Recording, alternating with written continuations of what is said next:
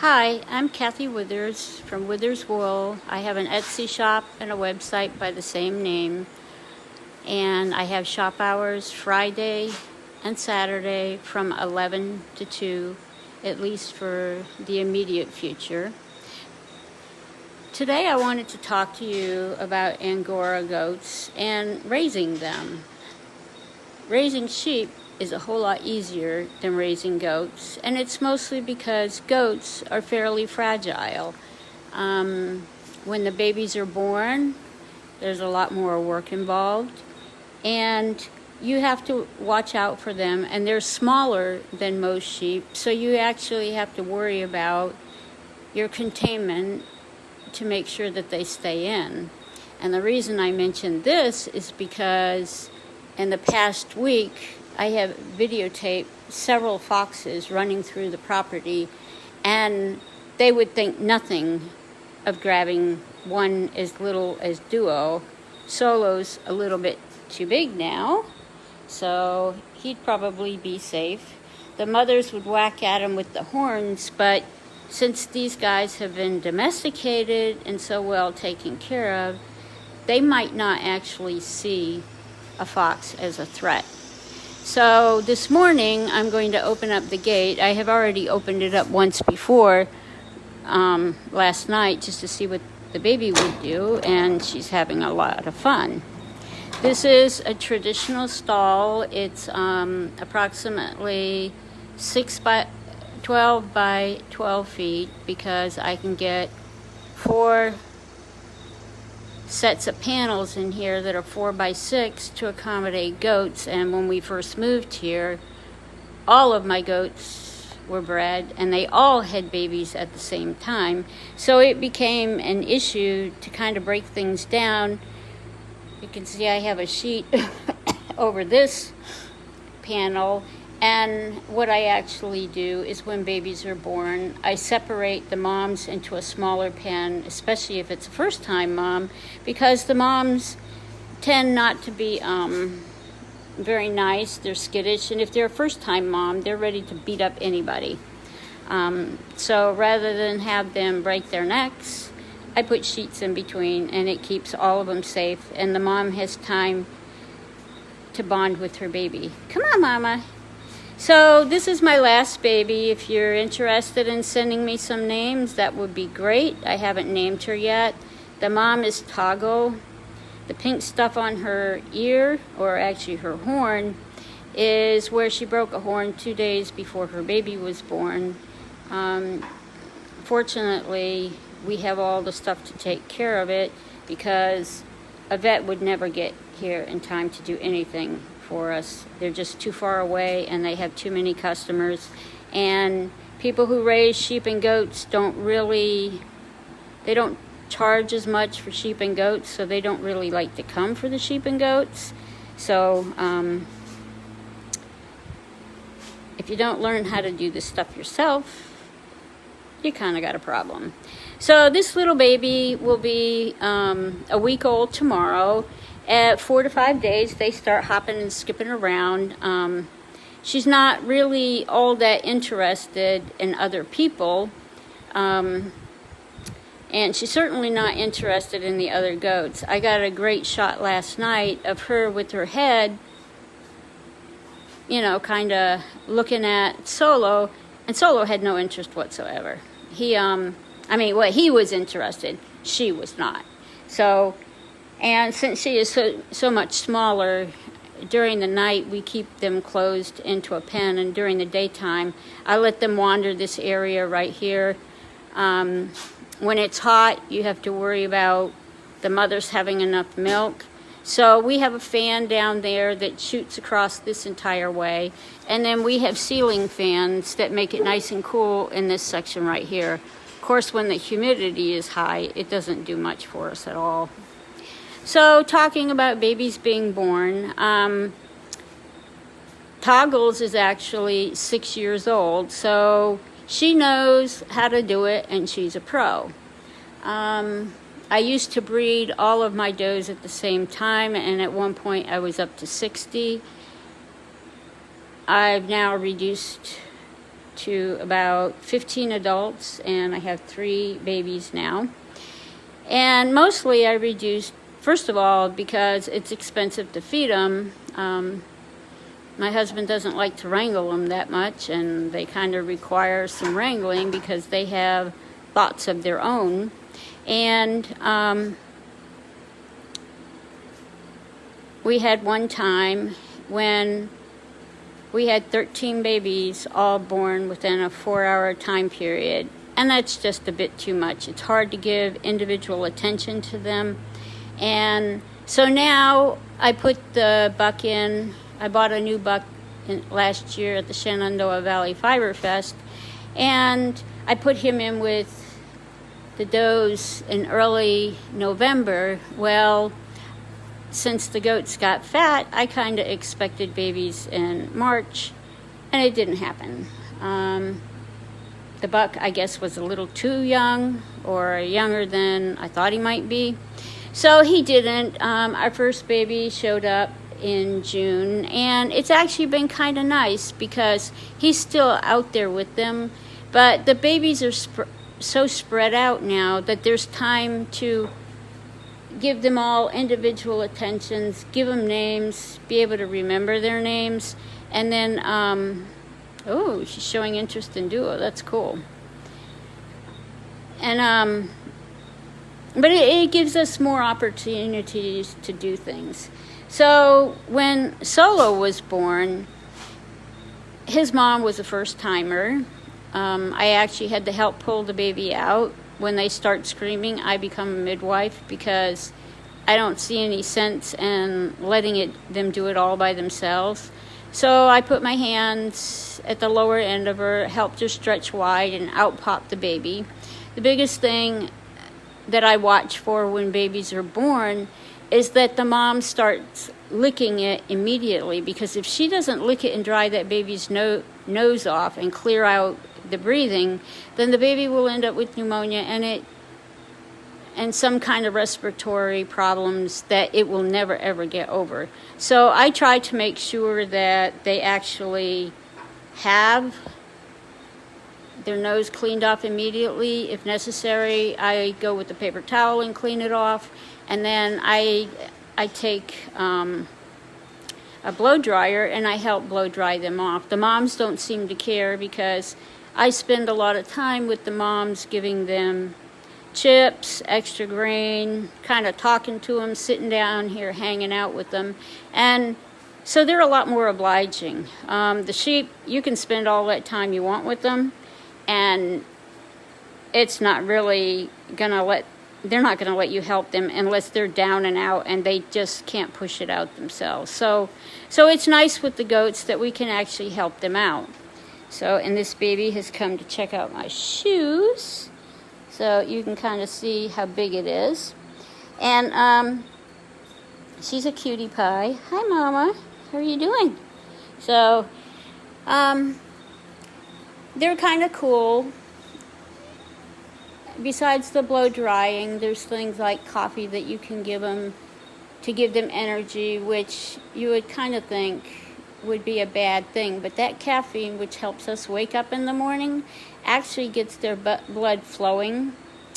And the last thing I really watch for with the babies is making sure that the baby is actually drinking, because you can have babies go underneath but the mother's udder, and its tail will wag a little bit, not very hard, but until you actually pick up the baby and feel that it's heftier, because they have a certain feel, they're kind of limp when you first pick them up, if they haven't drunk yet. So she's getting ready to drink, although she actually drank a bunch, so I'd be surprised if she went under there to really drink. But you know they're drinking when you go under there and feel the teats, and the plug on the teat is off, the teat is wet, or the baby curls up and goes to sleep on the ground, because when they have a full belly, that's the first thing that happens, is that they lie down. Hey, baby. She's doing all this jumping and I can't keep up with her. So So Angora goats produce mohair, and I have a table out here. Let me double check my cheat sheet to make sure I remembered what I was going to mention. So anyhow, babies sleep a lot the first week. Then they start prancing at 4 to 5 days, and they're kind of oblivious to those around them. So they start kind of sniffing and checking things out. And then as they get older, they start butting heads, and they actually do it with their mothers first, because it's kind of like they're testing their place in society. And then as they get older, they butt heads with the other kids, although there's such a difference in age between solo and duo that I haven't seen any headbutting with them, but I have seen solo challenging Ebony and playing around with her. So you can hear the mama. First 3 days, that baby sounds one way, and after that, it sounds totally different, and that's kind of how I can tell that there's a baby, because it will make a totally different sound from any of the rest. So this baby has changed already. So moving on out, you can see that's our house up there. So I trek down the steps when I need to go and check the barn, except I do have cameras down there, which is so exciting. So what I put out here is a variety of different bags to allow you to see the variation in mohair. So on the table out here, I have already pulled stuff from these 3 bags over here.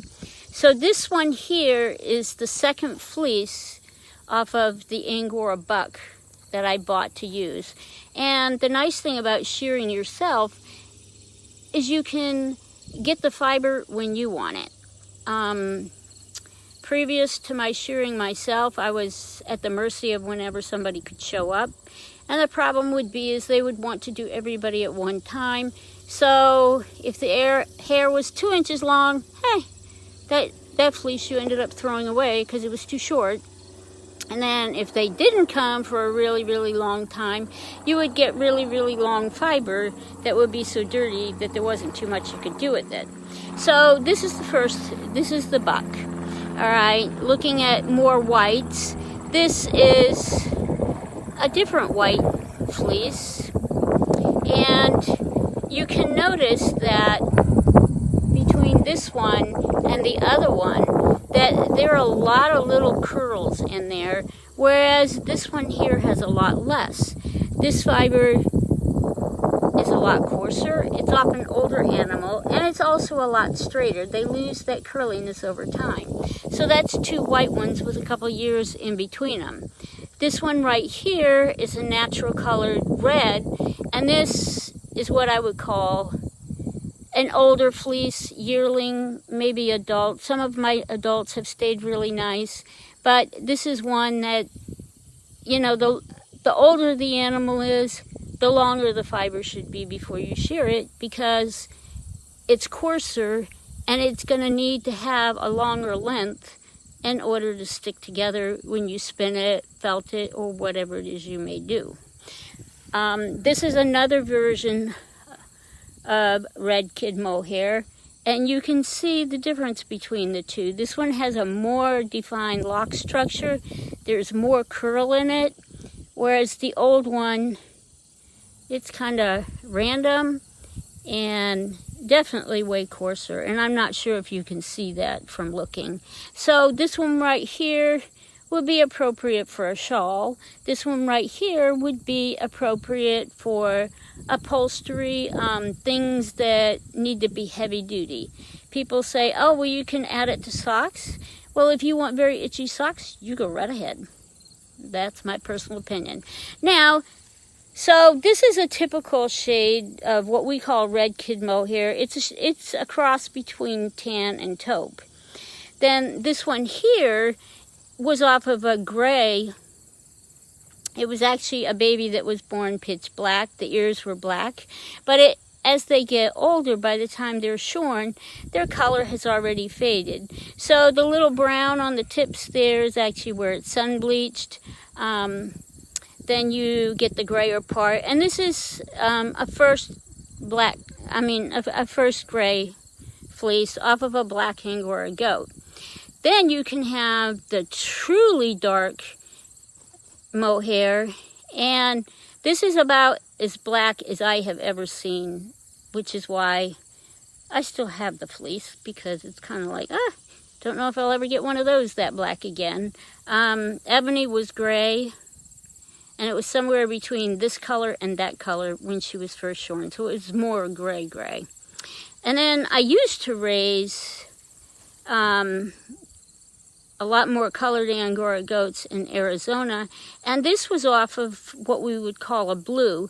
So the tips were a lot lighter. It was born a lot with a light color, and it had some shades of gray, but as it got older, and this one here was shorn about, I would say that this was about 4 to 6 months. It's not a very long fleece. You can tell that it got coarser as it grew. But the thing to know about the colors and stuff is that the white is usually the softest and the nicest. The darker the color is, the coarser it's going to get. And with angora goats, the first fleece is always stupendous. Then you can get lucky, and you could have animals that have, this feels exactly like kid mohair. And that's the second fleece. So the animal was like a year and a couple months old, because I wasn't ready to shear him when I got him. He was a little too short. But they're shorn twice a year, usually.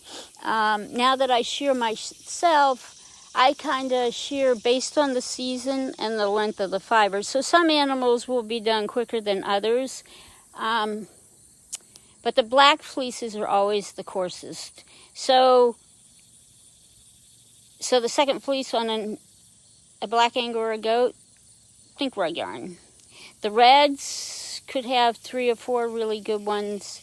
The whites will have good ones for much longer. All right, so then you can over dye them. So you can take the white and over dye it any color that you want out of the ones that you see here. This is a variety of different fibers. These are mostly kid mohair.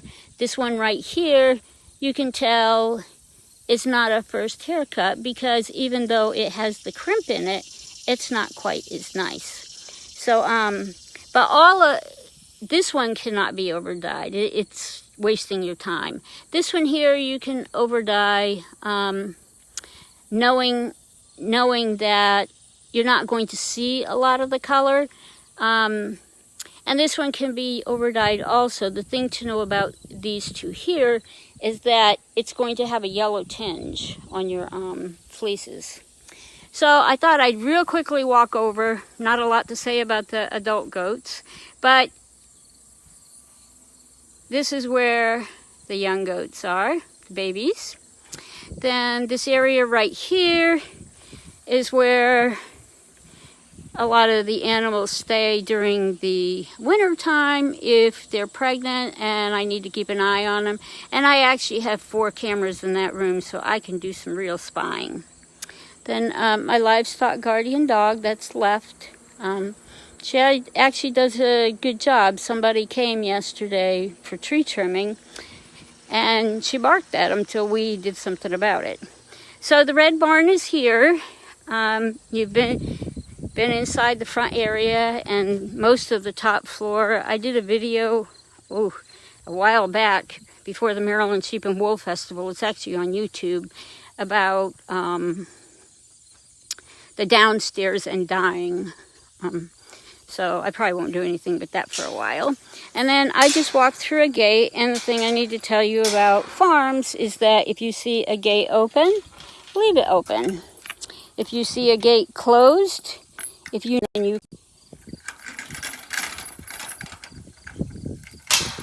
the way you found it.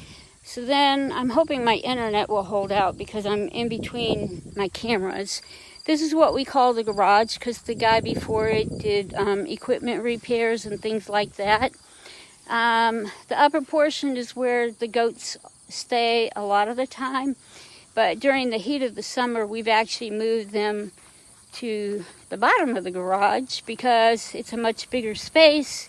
There's a lot more wind flow. We can put the fans on and they kind of like it. So you can see that they're all kind of in different locations. They have plenty of room to spread out. You can see that the feeder there is dumped somewhat, and it's probably because one of the goats spent the night in it and she dumped it when she tried to get out. This right here, the guy with the orange tag, is my my buck. And looking at his fleece, which I'll try to do once I get the gate open. Have to always put things back where they belong or they'll get into them. So you can actually look at these guys and you can tell, now that I've talked to you about fleeces, how good or bad they are. So these guys actually stood out in the rain the other day and got totally soaked. They actually recouped fairly well, but some of them, like this one here, she managed to get really ratty looking. She's actually very friendly. She has a tendency to kind of push on me and stuff. So if you're looking at them, this one here is, yep, her. She's pregnant. She can't see anything through the hair in front of her face. So before her baby's born, we're going to go ahead and shear that, and we'll also shear her udders because as it stands right now, there's no way on earth, hey girl, that her babies would even be able to find the udders. So I'm going to see if I can get them to go out. Come on. Over this way, guys. Come on. Come on, come on, come on. Come on, come on, come on. Well, they're suspicious, so they probably won't. So, hope you enjoyed this little session. You can find me at Withers Wool online, Facebook. If you see any of my stuff, I'd love it if you commented on it, because then I know what kind of things people are interested in, and those are the things that I can talk about on my Thursdays. And happy spinning and knitting, and my shop is officially open. Not lots of hours, so if you can make it, I'd love to see you.